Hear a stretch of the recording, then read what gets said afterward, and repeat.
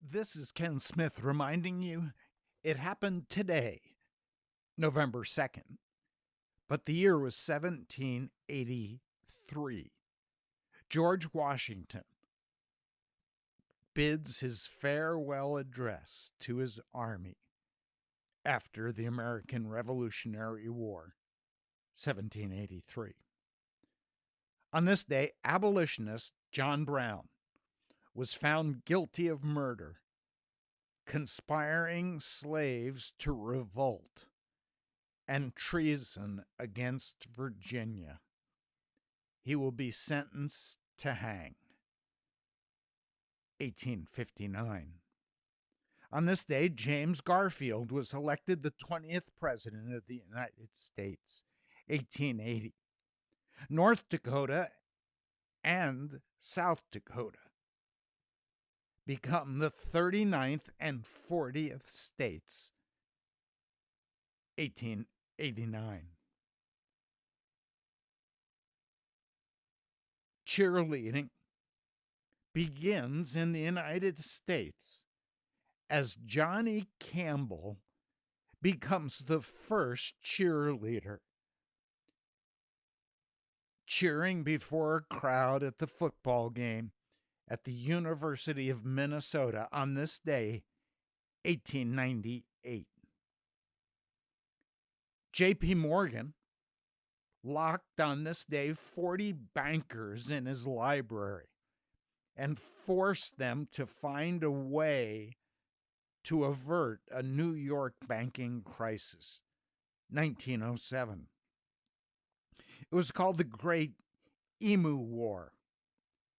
Australian soldiers, armed with rifles, sought to cull the emu population because they were destroying the crop in Western Australia, 1932. It was on this day at Auschwitz they began gassing inmates, 1944. Howard Hughes flies his 8-engine Spruce Goose, a huge wooden airplane, for the first and last time on this day, 1947. Charles Van Doren, who captured the television audience in America as the winner of a game called 21, confesses that the game was fixed, 1959. On this day, Democrat candidate Jimmy Carter is elected as President of the United States, 1976. On this day, U.S. President Ronald Reagan signs a bill establishing Dr. Martin Luther King Jr. as a holiday, 1983. The song Thriller was released by Michael Jackson, 1983. A Mexican radio station on this day erroneously reports that Mike Tyson had died in a car crash, 1988. Rudy Giuliani wins the New York mayoral election and becomes the first Republican mayor since 1965.